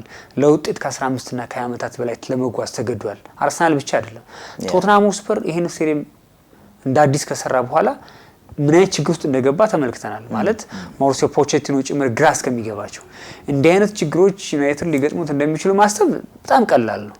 ግን እንደ ዩናይትድ አይነት ስም ያለው ክለብ ግን እንዲህ አይነት ዝውውር ውስጥ በንቃት አለመሳተፉ ስታስብ የሆነ ማናቀው ወይ ደግሞ ያሰቡት ነገር አለ ብለህ እንድትጠይቅ ያስገድድሃል የሚል ነገር ማንሳት ስለፈለኩ ጭምር ነው እንጂ አሁን ባለው የገበያ ሁኔታ አሁን ባለው የዝውውር ሁኔታ ሌሎች ክለቦች አሁን ቸልሲ እንዲህ አይነት ዝውውሮችን በሚፈጽምበት ሊግ፣ አርሰናል ከጥራት ላይ ለጥራት በሚጨምርበት ሊግ፣ ቶትናም ሆትስፐር እንዲህ አይነት ተጫዋቾችን በሚያስፈርምበት፣ ሲቲ ምንም እንኳን ከነችግሮቹም ቢሆን የሆነ ካሪዝማ አለው። ሲቲ የሚሆነ ሲቲ የሚል ነገር አለው አይደል? ምንም እንኳን ሮድሪም ቢያጣም ፔፕም ቢያጣም በርናርዶ ሲልቫም ቢያጣም አሁን ሰሞኑን የያዛቸው ነገሮች ካያቸው አይ ቲንክ ያዩ ቧዲ ጉዳይ ያልቃል። እዛም ይቆይ አይደለም ቀጥታ ዙሩ የሚፈጸም ነው የሚሆነው። ኢንዞ ፈርናንዴዝ ጋር ጅምሮች አሉ። እነሱ የሚጠናቀቅ ሆነ ወደ ነበረ ጥንካሬው የሚመለስበት እድል ሩቅ አይሆንም። ሲቲ እንደው 1 ዓመት 2 ዓመት ከታገሰ እና ዩናይትድ እነዚህን ጅምሮች አለመጀመሩን ሳስብ ለኔ ትንሽ ችግር ነው ብዬ አስባለሁ። ለምሳሌ እዚህ አትሌት ላይ ቀደም የረሳሁት ነገር ተንታኞቹ በምክንያት የሚያስቀምጧቸው ነገሮች ዩናይትድ 3ኛ ሆኖ ይጨርሳል ያሉ አሉ። ለዋንጫ መፎካከር ይችላል ያሉ ሰዎች አሉ። ምናልባት የሀሳብ የመነጨው ብዬ ማምነው ከሊጉ አለመረጋጋት አሁን በእንግሊዝ ፕሪሚየር ሊግ ላይ ያሉ ተፎካካሪዎች ካሉበት አንስቴብል አንጻር የተገመተ እንጂ ኮንክሪት የሆነ ፋክት መረጃ አስደግፈ በተጫዋች ጥራት በጨዋታ መንገድ በሊጉ ክብደት የተመዘነ አይመስለኝም። ብዙዎች የሚያነሱ እንዳመክኑ የሚያነሱት አይ ማንቸስተር ዩናይትድ አይደለም ብቻ አይደለም ችግር ውስጥ ያለው ችግር ውስጥ ያሉት ቸልሲ ችግር ላይ ነው ያለው። ማንቸስተር ሲቲ ከፔፕ በኋላ ህይወት ይከብደዋል። ቶትናም ሆትስፐር በዲዘርቢ ምንም እንኳን ተጫዋች ቢያስፈርምም እሱም ገና ችግር ውስጥ ያለ ክለብ ነው። ትንሽ እፎይታ የሚሰማው አርሰናል ነው። አርሰናልም ቢሆን በተከታታይ ሊጉን የማንሳካት ገና ከፎቢያው የተላቀ ክለብ አይደለም ብለው የሚሞግቱ ሰዎች አሉ። ይህን ቀዳዳ በሚገባ ለመጠቀም ግን እንደ ቡድን እሱ ቫልዩ የሚያደርግ ስብስብ ያስፈልጋል። ማንቸስተር እሱ የለውም። ከብዙ ጸሐፊዎችና ከብዙ ተንታኞች በተቃራኒ እንዲቆም የሚያስገድኝ እሱ ነው። እነዚህ እንደ ጥሩ ጎን ለማንቸስተር ዩናይትድ ሊነሱ ይችላሉ። እሱንም ራሱን ማንቸስተር ዩናይትድም ለሽግግር ላይ እንዳለ ክለብ ወስደው ሌሎቹም እንዲህ አይነት ችግር ያለባቸው ክለቦች ናቸው ብትል እንኳን ማንቸስተር እንዲህ አይነት ጥያቄ በሚታነሳባቸው ክለቦች ልክ ግን አይደለም ነው። ለምሳሌ ቼልሲ ይሄን ቢል ያምርበታል። ብዙዎቹ ክለቦች አንስቴብል ናቸው፣ ሽግግር ላይ ናቸው፣ ችግሮች አሉባቸው፣ ይሄን ቀዳዳ ተጠቅሜ ታምር ይሰራል ሊል ይችላል። እሱን ማድረግ የሚያስችል ስብስብ አለው ቼልሲ አይደል? ቶትንሃም እንደዛ ነው፣ ሲቲም እንደዛው፣ ሊቨርፑልም በተመሳሳይ።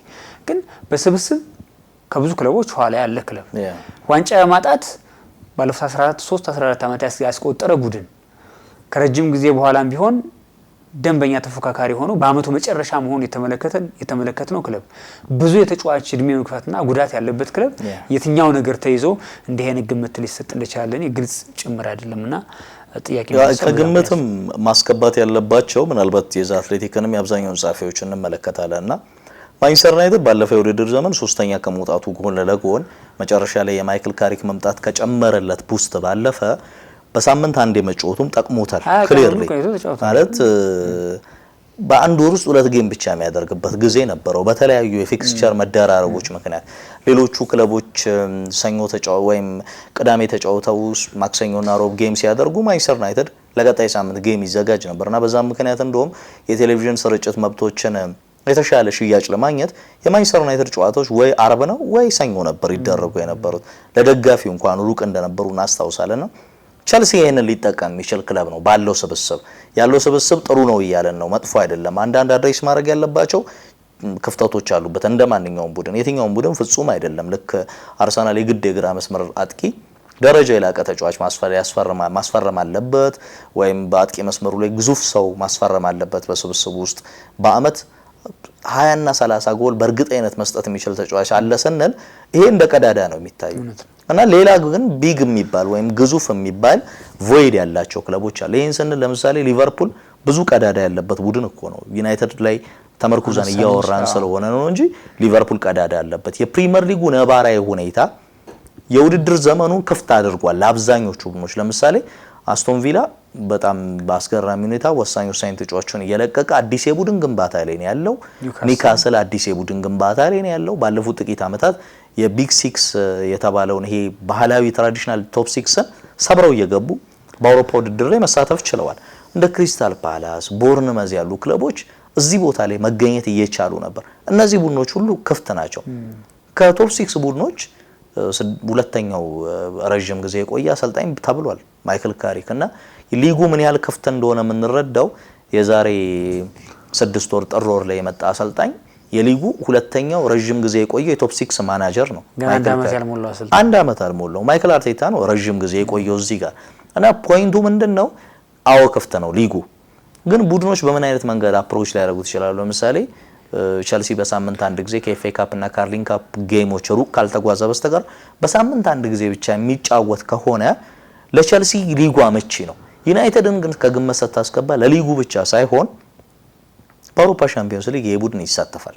ቶፕ 8 ውስጥ ሆኖ ለመጨረስ ቶፕ 8 ውስጥ ብቻ ሆኖ ለመጨረስ አይደለም። ቶፕ 8 ውስጥ ቡድኖች የሚጨርሱበት ለመጨረስን ፍላጎት የሚያሳዩበት አንደኛው ምክንያት የገንዘብ መጠናቸውን የሚያገኙትን የሽልማት መጠን ለማሳደግ ይፈልጋሉ።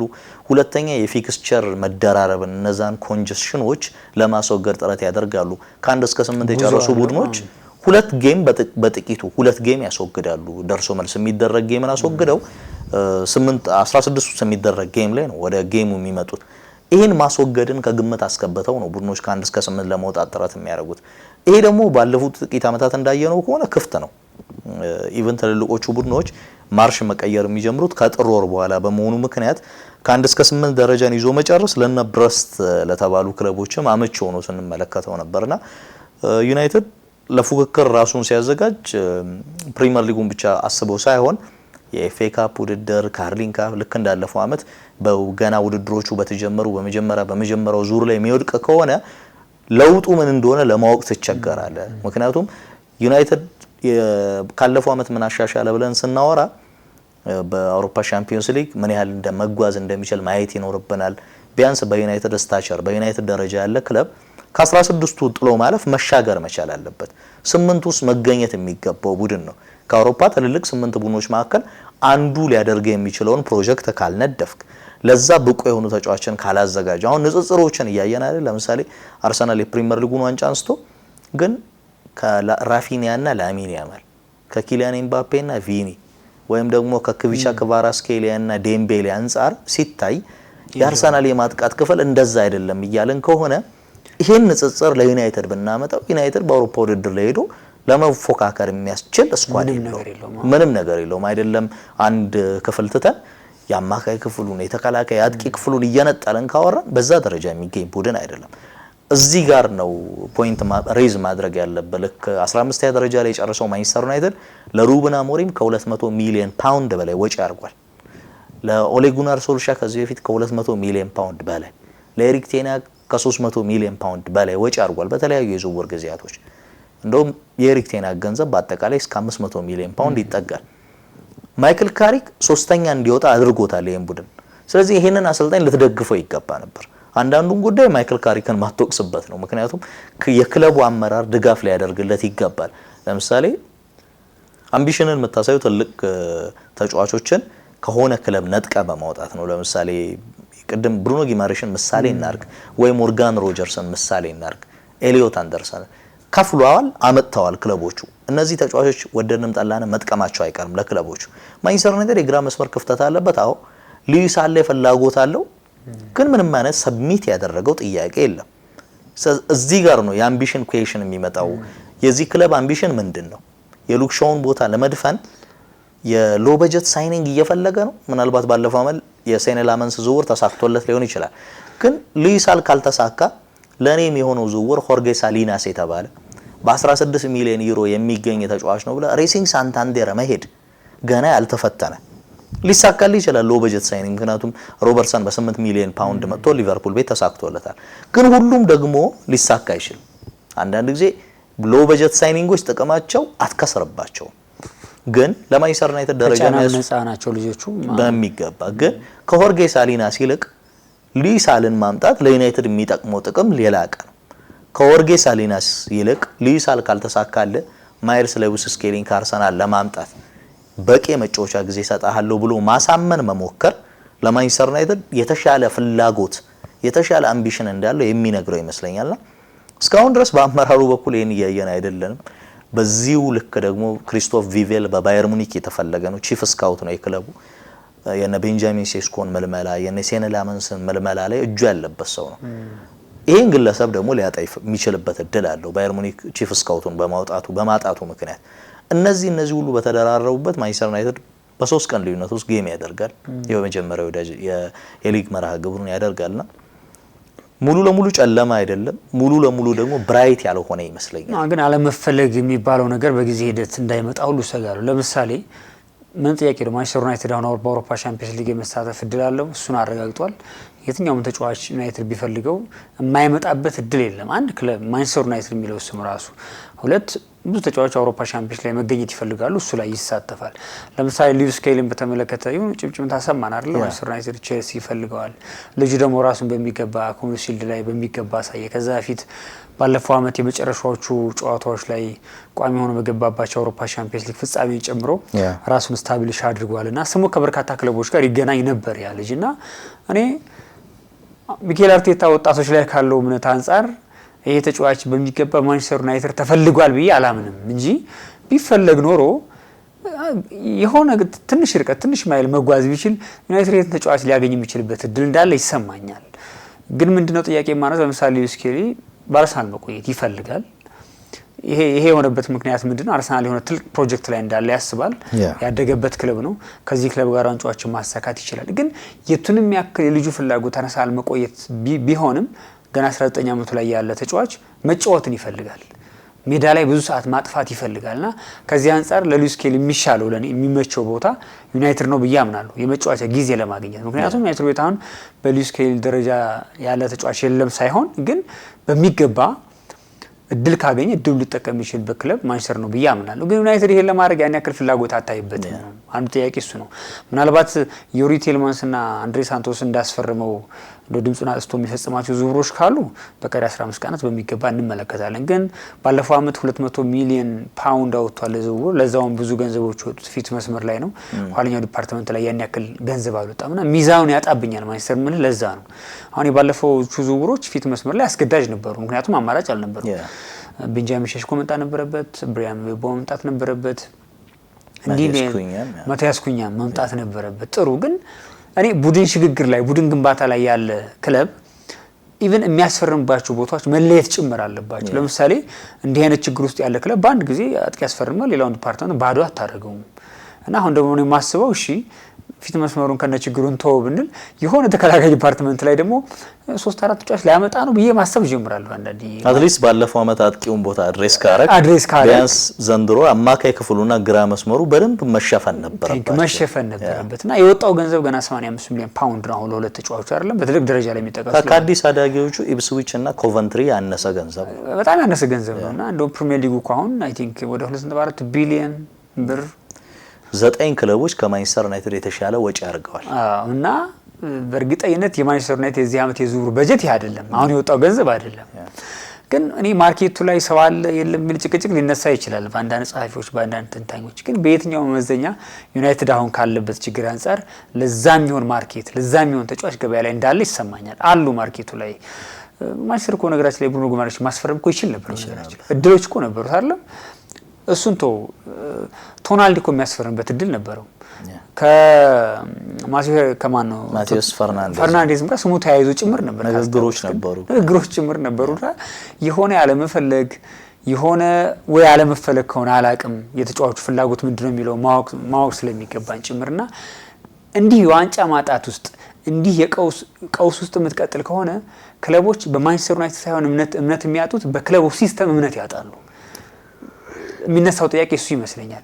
ለምሳሌ አንድ ተጫዋች ማንቸስተር ዩናይትድ መሄድ የማይፈልገው ማንቸስተር ዩናይትድ የሚባለው ማሊያ ያለ መልበስ ፍላጎት አይደለም፣ ያውቀዋል ታሪኩን። ግን ክለቡ ላይ ያለው ሲስተም ክለቡ ላይ በየአመቱ የሚፈጠረው ሀስልና መቀየር ተጫዋች ትረስት እንዳይኖራቸው ያደርጋል። እና ለምሳሌ አንድ የ23 አመት ተጫዋች ማንቸስተር ዩናይትድ ቢሄድ ቀጣይ አመት ስለሚፈጠረው ነገር እርግጠኛ መሆን አይችልም። ይሄ የሚሆነው ደግሞ ፕሮጀክት ሲኖር ነው፣ የረጅም ጊዜ እቅድ ሲኖር ነው። ልክ አርሰናል ቤት ተመለከተው ነገር እዚህ ቤት መመልከት ከቻልን ተጫዋቾችን በቀላሉ መታመጣበት እድል ይፈጠራል። እንደዛ ካልሆነ ግን አሁንም እንደ ካዝሚሮ እድሜ የገፋ ተጫዋች እንደ ዮሪ ቲልማንስ እድሜው ወደ 30ዎቹ የጠጋ ተጫዋች ያመጣ የቡድን ሽግግሩን ማስቀጠል አይችልም። እና ይሄ አለመፈለግ የሚለው ጉዳይ የክለቡ ሲስተም ክለቡ እየሄደበት ያለው መንገድ በራሱ ተጫዋቾች በሚገባ የክለቡን ሂደት አምነው እንዳይመጡ ፕሮሰሱን ትረስት አድርገውት እንዳይመጡ እንቅፋት የፈጠረባቸው ይመስለኛል። ለዛም ነውና አንዳንድ ተጫዋቾች ስማቸው ይያዛል፣ ግን ዝውውሩ ሌላ ቦታ ገብተው ታገኛቸዋለህና ያለመፈለግ የሚመስለው ነገር ከዚህ የመነጨ ነው። የጨዋታዎችን ብዛት በተመለከተ ዩናይትድን በሚገባ ሲፈተን የምናየው በዚህ አመት ነው። እኔ የጨዋታ ብዛት ብቻ አይደለም፣ ጉዞዎቹ አድካሚ ናቸው። በተለይ የአውሮፓ ሻምፒዮንስ ሊግ ተሳታፊ ክለቦች ቁጥር ከበዛ በኋላ ይሄ በቃ ረጅም ዛ ኤዥያ ሄደህ ኦልሞስት አንዳንዶቹ ወደዛ ወደ እንትን የተጠጉ ናቸው እና በጣም አድካሚ ጉዞዎች አሉት። እና ማክሰኞ ሄደህ ሮብ ተመልሰህ ለቅዳሜ ጨዋታ ወይ ደግሞ እንዳጋጣሚ አውሮፓ ሻምፒዮንስ ሊግ ጨዋታ ካረክ በኋላ የሚገጥም ቶፕ 6 ላይ ቶፕ 4 ላይ ያለ ቡድን ሊሆን ይችላል፣ ላለመውረድ እየታገለ ያለ ቡድን ሊሆን ይችላል የሚያጋጥምህና እንዲሁ አልጋ ባልጋ የሚሆን አይመስለኝምና ስለ ዩናይትድ ሁለተኛ ቡድን ሳይሆን እያሰብን ያለ ነው ስለ ቋሚ 11 ራሱ እርግጠኛ የማይኮንበት መንገድ መፈጠሩ የዩናይትድን ፈተና ቀላል ያደርጋል ብዬ ጭምር አላስብም።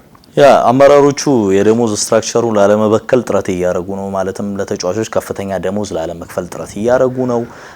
አሁንም ቢሆን በክለቡ ውስጥ እንዲከፈላቸው ማይፈልጉ ለምሳሌ ራሽፎርድን ለመልቀቅ ከሚፈልጉበት ምክንያት አንደኛው የከፍ ያለው ደሞዙ፣ ምክንያቱም ከብሩኖ ፈርናንዴዝ ጋር በደሞዝ እኩል እንደሆነ ይታወቃል። ይሄን ለመቀየር ይሞክራሉ። ባለፈው አመት ከመጡ ተጫዋቾች ከፍተኛ ደሞዝ የተሰጠው ቤንጃሚን ሴስኮ ነው። 200,000 ፓውንድ ነው። ከ200,000 ፓውንድ ላለማለፍ ጥረት እያደረጉ ነው። ግን ክለቦች ከዛ ለምሳሌ ማቴዎስ ፈርናንዴዝ እግር ኳሳዊ ሪዝን አይመስለኝም ማንቸስተር ዩናይትድ ፈልጎታል ክሊርሊ። አዎ ዩናይትድ ለዌስትሃም 85 ሚሊዮን ፓውንዱን በተለያየ መንገድ ለመክፈል ዝግጁ ነበር። ግን ማቴዎስ ፈርናንዴዝ የቶተናም ገንዘብ ከማንቸስተር ዩናይትድ የተሻለ ነበር። ማንቸስተር ዩናይትድ የተጠየቀውን 250,000 ፓውንድ እንደማይከፍለው እርግጠኛ ነበር። በተመሳሳይ ለሳንድሮ ቶናሊ የተጠየቀውን ገንዘብ መክፈል እንደማይፈልግ አይተናል። ግን ደግሞ እኔ አንድ ኢኔዮስ አመራር ከመጣ በኋላ ተጫዋቾች መጀመሪያ ዩናይትድ ብቻ ነው መሄድ የምንፈልገው የሚል ሀሳብ ቀድመው እንዲሰጧቸው መፈለጋቸው ግራ ይገባኛል። ለምሳሌ ይሄ መንገድ ብራያን ምቡሞ ላይ፣ ማቲያስ ኩኛ ላይ፣ ቤንጃሚን ሴስኮ ላይ ሰርቶ ሊሆን ይችላል። ቤንጃሚን ሴስኮ የተፈለገው በኒካስል ነበር። ስለዚህ ፉክክሩን ከግምት ስናስገባ ማንቸስተር ዩናይትድ ማሸነፉ አስገራሚ ላይሆን ይችላል። ዩናይትድን መምረጥ አክቹሊ ናቹራሊ የምታደርገው ነገር ነው ከኒካስል ይልቅ። ወይም ብራያን ምቡሞ ከብሬንትፎርድ ወደ ዩናይትድ ለመምጣት ፍላጎት ማሳየቱ ናቹራል ምንም አይነት ችግር ውስጥ ቢሆን ማለት ነው። አት ሰም ፖይንት ይሄ ቡድን ወደ አውሮፓ ውድድር መመለሱ እንደማይቀር ግምት ውስጥ ገባል። ግን እኔ አንድ የዩናይትድ ጉዳዮችን የሚተነትኑ ጋዜጠኞች የሚጽፏቸውን ጽሁፎች ያለውና ሊዩሳል ቀድሞ ለማንቸስተር ዩናይትድ መፈረም መፈልጋለሁ ብሎ ኢምፕሊኬሽን እንዲሰጥ መጠየቅ ወይም ያንን መጠበቅ ለኔ አንድ አምቢሽን አለኝ ከሚል ክለብ የሚጠበቅ አይደለም። አሁን አንዳንድ መረጃዎች እንደዛ ነው የሚሉት እና ከሊዩሳልም ሆነ ከየትኛውም ተጫዋች ዓለማችን ላይ ያሉትን ምርጥ ተጫዋቾች ለኔ እንድትጫወት ፈልጋለሁ፣ እንዲህ አይነት ፕሮጀክት አለኝ፣ በዚህ መንገድ እዚህ ውስጥ ስኬታማ መሆን ትችላለህ፣ ወደኔ መምጣት ከፈለክ ይሄን ያንተ ፍላጎት ምን ይመስላል ብለው ፕሮጀክትን ማሳየት አለ። ለምሳሌ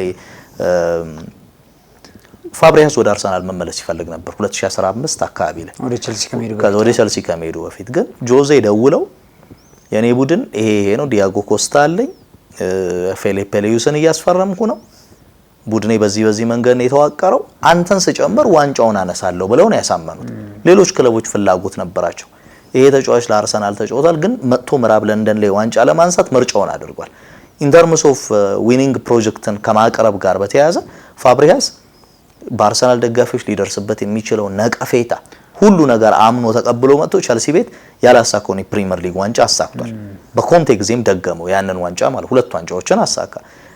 ፕሮጀክትን አስቀምጠ እኔ ጋር ለመጫወት ዝግጁ ነው ወይ ብለህ መጠየቅ መቻል አለብህ።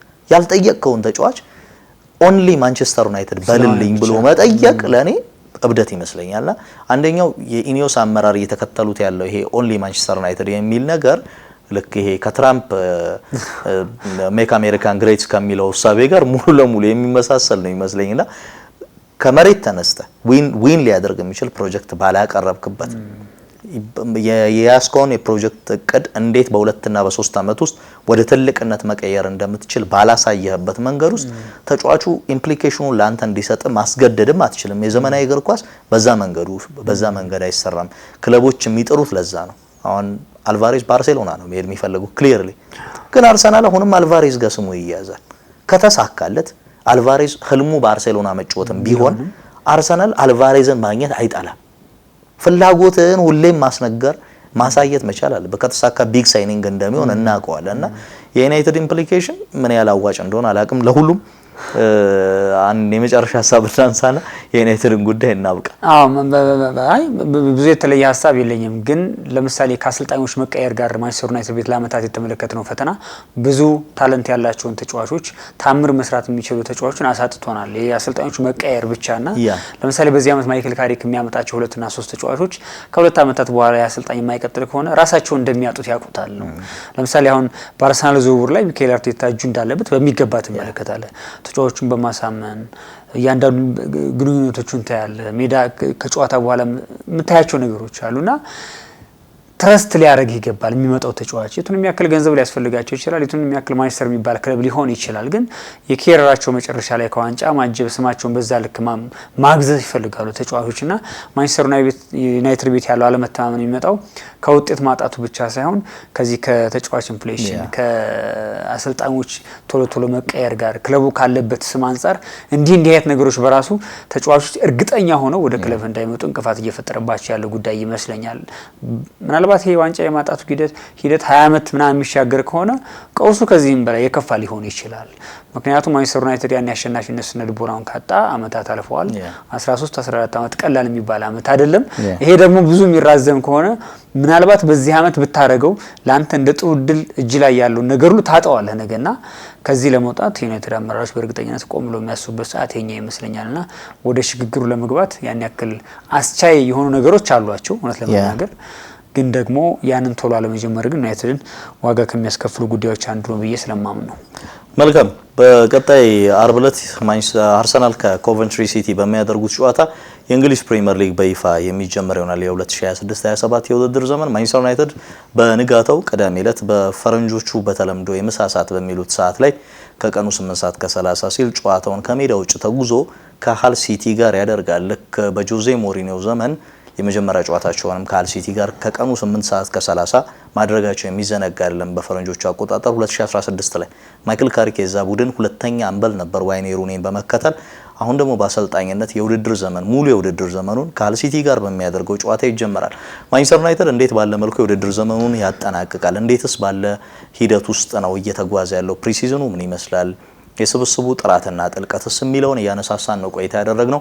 እዚህ ስቱዲዮ ውስጥ እኔ ዳንኤል መምሩና ባልደረባ አንተነህ ሲሳይ ከመላው ስቱዲዮ ባለሙያዎች ጋር በመሆን የጋራ ቆይታ አድርገናል። ከቀሪ የሀገሬ ቴሌቪዥን ፕሮግራሞች ጋር መልካም ጊዜ እየተመኘን እዚህ ጋር ተሰናበትን።